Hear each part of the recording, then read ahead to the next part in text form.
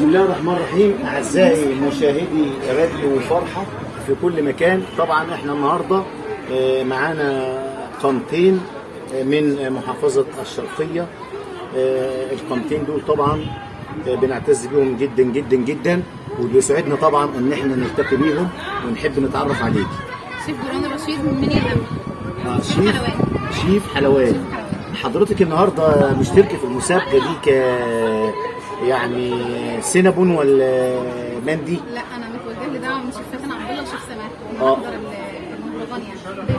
طب علي صوتك شويه. متوجه لي دعوه من شيف سماح وشيف أيوة. عبد الله ان انا احضر كضيفه في المهرجان. يعني انت حضرتك ضيفه النهارده.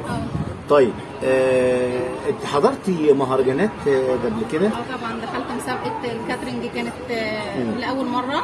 كانت تحت رعايه شيف فاتن عبد الله. ايوه. والحمد لله خدت فيها مركز ثاني.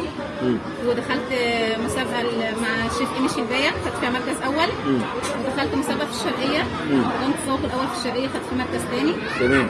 الحمد لله يعني ربنا يعني بيوفقني، والحمد لله في اي حاجه بقدمها الحمد لله بتعجب الناس. وانا اصلا دايما يعني افكاري خارج الصندوق، بحب اقدم حاجات جديده. طيب داخل منيا القمح، هل ده طبعا القمح ده مركز من مراكز الشرقيه، هل منتشر فيها موضوع الشيفات والحلواني والطاهي والكلام ده؟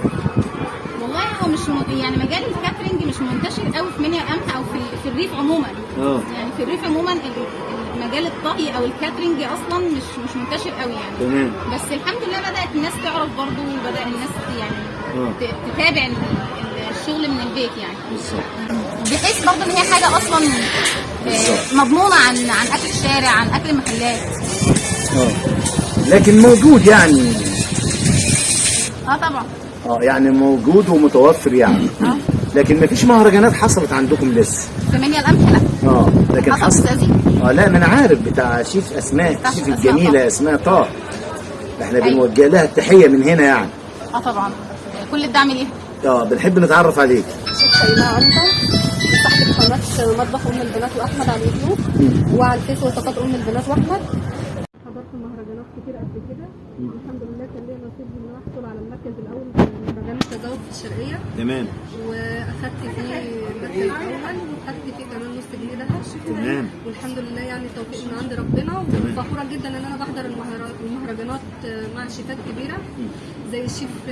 كم مهرجان حضرتيه؟ حضرت مهرجانات كتيره ما اقدرش اعد. انا بقالي بالظبط في المجال دوت سنه.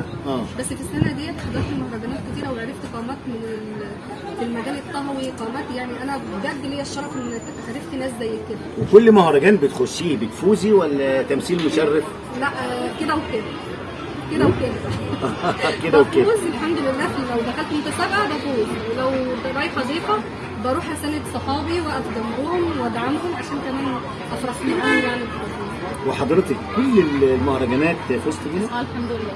المراكز المتقدمه كلها الحمد لله. كلها. مركز اول ومركز ثاني. برضو احنا برضو بنحييكم وبنتمنى لكم التوفيق، وعايزين نشوف مهرجانات مش في الشرقيه بس، مش في الزقازيق بس، عايزين نشوف فؤوس ومنيا القمح وبلبيس والعاشر، طبعا بهمتكم وبنشاطكم طبعا. وعايزينكم تكونوا اكثر انتشارا.